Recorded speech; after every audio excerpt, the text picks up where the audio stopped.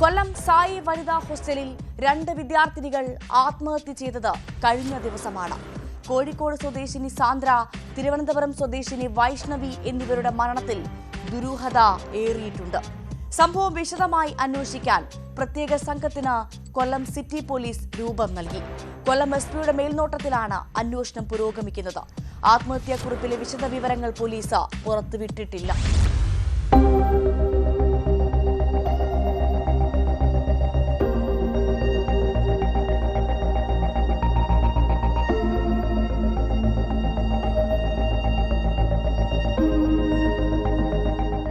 കൊല്ലം സായിയിലെ വനിതാ ഹോസ്റ്റലിൽ വിദ്യാർത്ഥിനികളെ ആത്മഹത്യ ചെയ്ത നിലയിൽ കണ്ടെത്തിയ സംഭവത്തിലാണ് പ്രത്യേക സംഘം അന്വേഷണം ആരംഭിച്ചത്. കൊല്ലം സിറ്റി പോലീസാണ് കേസ് അന്വേഷിക്കുന്നത്. കുട്ടികൾ ആത്മഹത്യ ചെയ്യാനുള്ള കാരണം വിശദമായി അന്വേഷിക്കുകയാണ് പോലീസ്. ഇരുവരുടെയും ആത്മഹത്യാക്കുറിപ്പുകളിൽ സ്വയം കുറ്റപ്പെടുത്തിയും വീട്ടുകാരോട് ക്ഷമാപണം നടത്തിയുമുള്ള വാചകങ്ങളാണുള്ളത്. കുറിപ്പിന്റെ വിശദവിവരങ്ങൾ പോലീസ് പുറത്തുവിട്ടിട്ടില്ല. സായി ഇൻചാർജിന്റെ ഭീഷണിയും ഹോസ്റ്റലിലെ വീർപ്പുമുട്ടിക്കുന്ന സാഹചര്യവുമാണ് മരണത്തിന് കാരണമെന്നാണ് കുടുംബത്തിന്റെ പരാതി.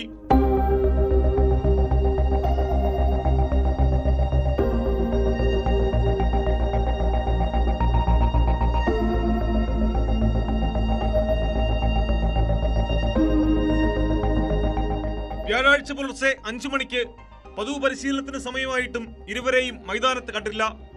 തുടർന്ന് സാന്ദ്രയുടെ മുറിയിൽ അന്വേഷിച്ചെത്തിയ അധികൃതർ വാതിൽ അകത്തുനിന്ന് പൂട്ടിയ നിലയിൽ കണ്ടെത്തി. വാതിൽ ബലം പ്രയോഗിച്ചു തുറന്നപ്പോൾ കണ്ടത് 2 ഫാനുകളിലായി പുതപ്പിൽ തൂങ്ങി നിൽക്കുന്ന കുട്ടികളെയാണ്.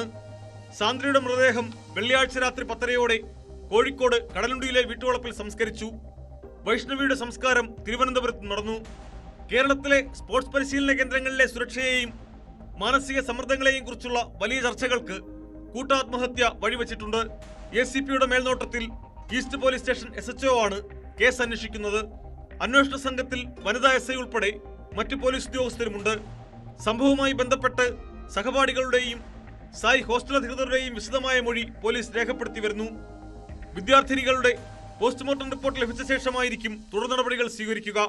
സംഭവത്തിന്റെ എല്ലാ വശങ്ങളും പരിശോധിച്ച് സമഗ്രമായ അന്വേഷണം നടത്തുമെന്ന് സിറ്റി പോലീസ് കമ്മീഷണർ അറിയിച്ചു.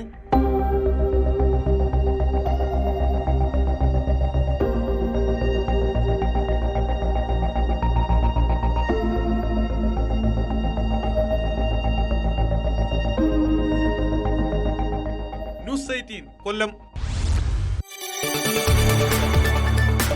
കൂടുതൽ വാർത്തകൾക്ക് news 18 Keralam YouTube channel subscribe ചെയ്യുക.